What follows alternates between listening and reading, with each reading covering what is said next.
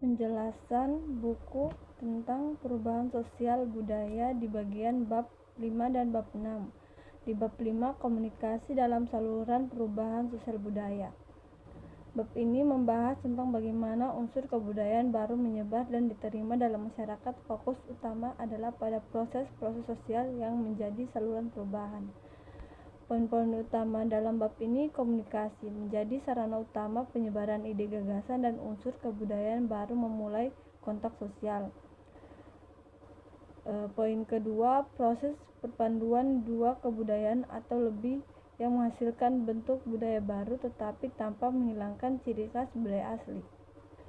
Poin ketiga, asimilasi, proses pembaruan budaya di mana dua kebudayaan melebur menjadi satu sehingga ciri khas budaya asli melebur dan hilang, membentuk budaya baru. Poin yang keempat, inovasi dan invensi, penemuan baru yang telah diakui dan diterima masyarakat menjadi invention yang kemudian mendorong perubahan.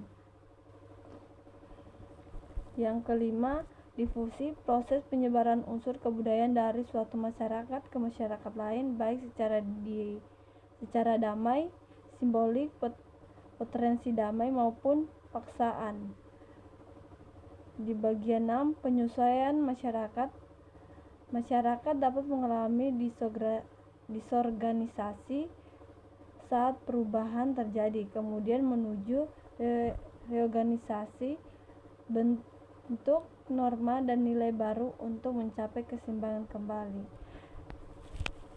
Di bab 5 ini menjelaskan jalur dan mekanisme yang dilalui oleh unsur-unsur baru untuk masuk, menyebar, dan akhirnya melembaga dalam masyarakat, serta bagaimana masyarakat meresponnya. Di bab 6, teori perubahan sosial budaya. Penjelasan bab ini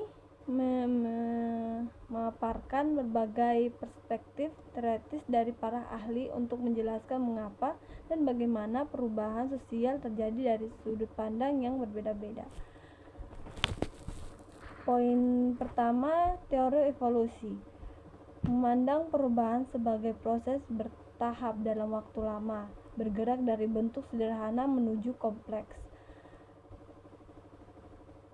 Di bagian kedua, teori siklus, berpandangan bahwa perubahan seperti roda berputar. Masyarakat lahir, tumbuh, mencapai puncak, lalu runtuh, dan mungkin bangkit kembali dalam siklus berikutnya. Di bagian ketiga, teori fungsional, melihat perubahan sebagai gangguan terhadap keseimbangan masyarakat. Unsur baru yang dimiliki fungsi akan diterima, sementara yang tidak berguna akan ditolak. Teori kelima, teori konflik, beranggapan bahwa konflik antar kelompok dan kelas sosial adalah sumber utama perubahan terjadi karena adanya pertentangan kepentingan yang kemudian melahirkan tantangan baru.